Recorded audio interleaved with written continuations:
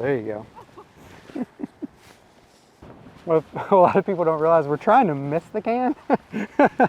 I was setting up one time the Honda, or what used to be the Honda, now the Cognizant, and I was setting up the back nine, and the 17th green is this massively long, it's super deep from like tee to the back of the green, right? So it's 50 paces. I got there, and the whole location that day that I'd set the previous day was on the very front of the green, and I dropped the ball on the very back of the green and kind of gave it this one little one-handed putt, and it went in, and there was probably already 500-600 people around the green, and they went nuts. All right. 4 off the back, 3 from the edge. Got the south-southwest wind blowing it towards the hole. This is where you don't want to be up here. This forces a good shot from the fairway.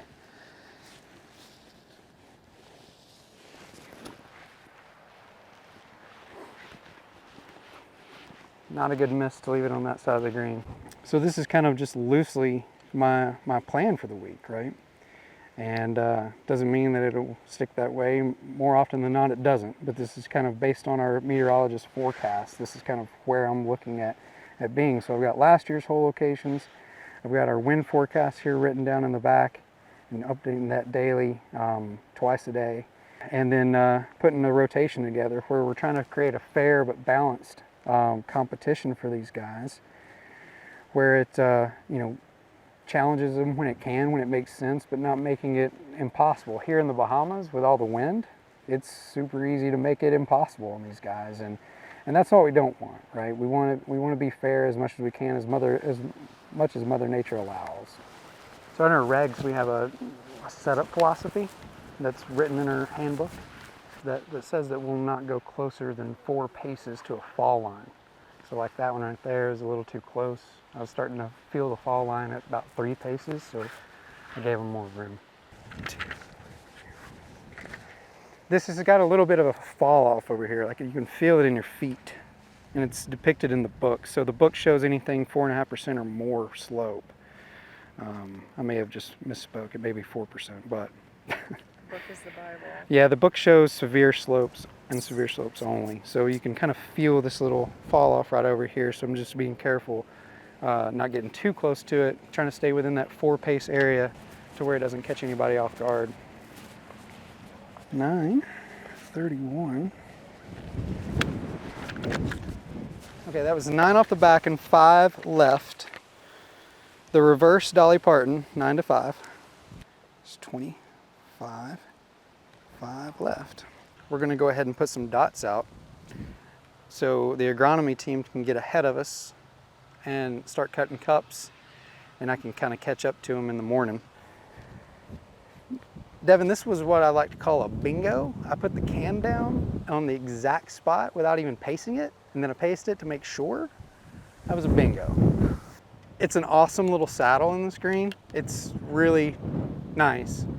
And it was meant for a hole location, but we use that for the Pro-Am day.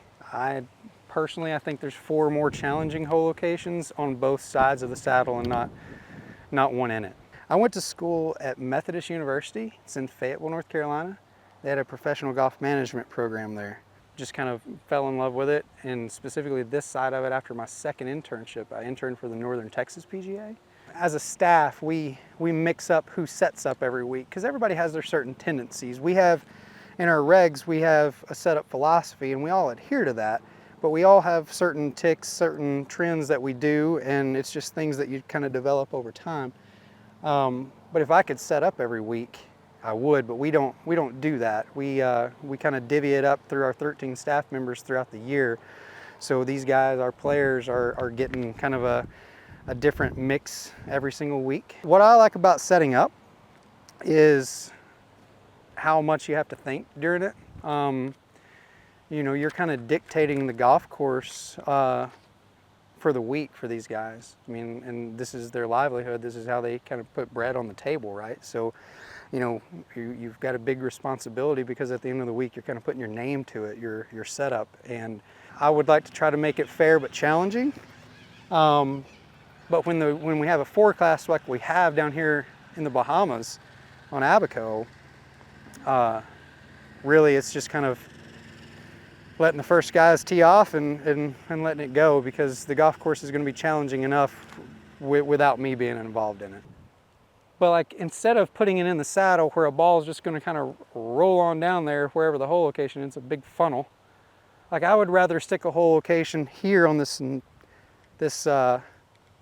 area right here where where that saddle is just behind it, and that's something else that they kind of have to think about. Like I said, these guys are the best in the world at what they do, and we consider ourselves as a group the best in the world at what we do. So, you know, to have that responsibility of putting the golf course together that in a way that makes sense, that's again fair but challenging. It's just one of my favorite things about, you know, what we do out here as referees. The golf courses provide us the paint. It's part of their facilities agreement. That's what we recommend is door stripe, the PGA Tour. I thought I put it way too close to the fall line there, but I'm better than that. This is a sneaky little spot because you got that little area back there, you got this little bird bath here. All right, that's 23 and 9 left, and that's as close as I'm gonna get to it. I'm one person out here in charge of these 9 holes for the week, tee placements, hole locations. And, you know, we have 144 guys in the field. We have 144 caddies, which I think my math is right here. That's 288 different opinions on where this can should be. And, you know, even amongst our staff, I think if you brought us all out here and said, hey, I'm looking at going at this spot, you know, my can's right here, but somebody else's can says that's a better spot, you know, and somebody else might come and move it another 6 inches and saying that's better. So, you know, you've got all these opinions out here, and what we're just trying to do is put together I keep saying it, but this fair but challenging competition for everyone, not just the short hitters, not just the long hitters, not the guys who are left-handed or right-handed, not the guys who favor a fade or favor a hook. We're trying to make it fair and balanced for everyone. So this spot's 19 on is what I've paced, but in the book right here, I'll show you this. To this little corner of the green, it's 25. So this hole location should be 6 paces to that point right there. So we'll see, 1, 2, 4, 5, 6. So just making sure that all of our numbers with these hole locations just kind of jive with what the players see in their book. All right, Sharpie dot going down.